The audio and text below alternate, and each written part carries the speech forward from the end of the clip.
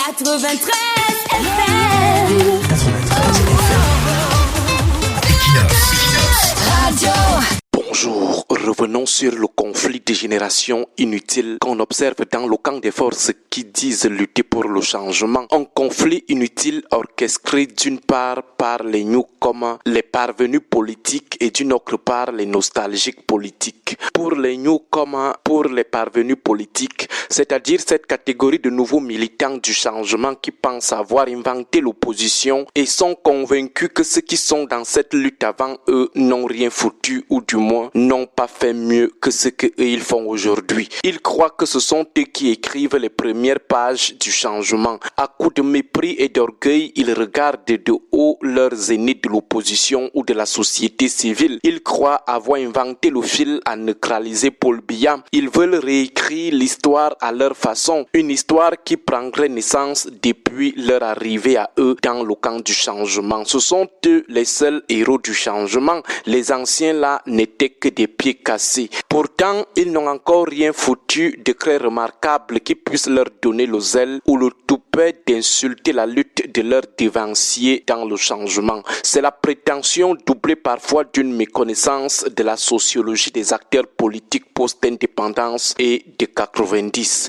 De l'autre côté, vous avez aussi les nostalgiques politiques, ceux qui veulent toujours maintenir la lutte pour le changement dans les passés glorieux, ou alors ceux qui ont cessé de lutter mais continuent de revendiquer une certaine glorification et une certaine audience éternelle parce qu'ils ont été dans le combat et auraient été meilleurs que ceux qui luttent aujourd'hui.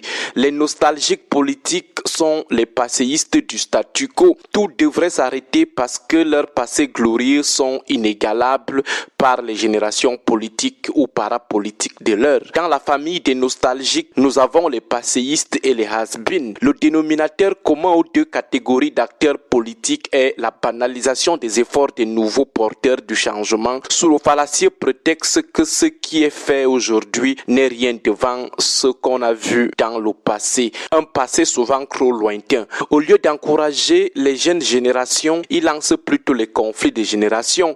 Conflits de générations d'action, conflits de générations de personnes. Conflits de générations d'action lorsqu'ils passent le temps à sous-estimer les initiatives de la nouvelle opposition ou de la société civile, arguant qu'elles ne peuvent pas étalonner, frôler le talon des actions de lutte que nous offre l'histoire du Cameroun. Conflit de génération d'hommes lorsqu'ils passent leur temps à sous-estimer ce qui brille aujourd'hui dans le champ de la lutte du changement, arguant que ces derniers ne peuvent pas concurrencer les combattants d'avant. Des polémiques totalement vaines car inopportunes. La question qu'on a toujours envie de poser aux nostalgiques politiques est la suivante. On fait donc comment? On arrête le combat pour le changement parce que les actions menées aujourd'hui ne peuvent pas dépasser les actions menées il y a de cela quelques années. On arrête alors d'exiger le changement parce que ceux qui l'exigent aujourd'hui ne peuvent pas atteindre la cheville des lutteurs du passé. Pour eux, tout devrait alors s'arrêter puisqu'ils passent le temps à rappeler à la jeune génération qu'elle ne saurait jamais concurrencer les devanciers. Entre-temps, il faut le noter, certains d'entre eux ont arrêté de lutter. Ils ne sont plus sur le terrain. Certains étant même devenus des chauves-souris, des collaborateurs de l'ogre de 82. Mais ils continuent tout de même de revendiquer une certaine reconnaissance, une certaine glorification. Ils ne cessent de pleurer les heures de gloire des forces du changement des années 90.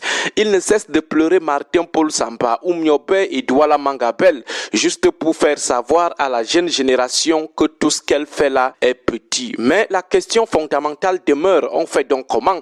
La jeune génération devrait-elle arrêter de combattre parce qu'elle ne pourra jamais atteindre la cheville de Martin Paul Samba ou des héros de 1990? Elle arrête alors tout? Question aux passéistes et aux has-been. Il vous rappelle que plusieurs ont fait plus que ça avant vous. Nous-mêmes avions fait plus que cela. Vous n'inventez pas le fil à couper le beurre. Vous aviez donc fait ça avant. Vous aviez fait 1000 fois mieux que cela. La nouvelle génération fait donc comment? Elle ne fait pas aussi sa part d'histoire du changement parce que vous aviez fait mieux avant, parce qu'on a été grand opposant, grand acteur de la société civile, parce qu'on a fait la prison politique, parce qu'on a été en exil, parce qu'on a fait tout cela, on ne devrait plus reconnaître les efforts ou les exploits de la nouvelle génération. Un comportement qui découle de ce que les sociologues et les psychologues de crise appellent les antagonismes de frustration. Finalement, que nous apportent ces conflits de génération inutiles?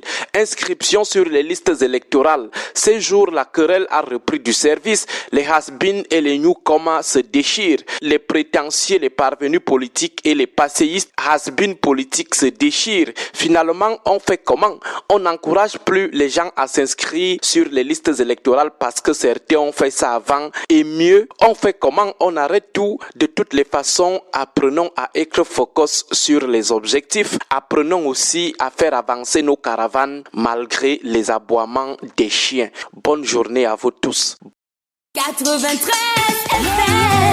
93 FM. Equinox. Radio.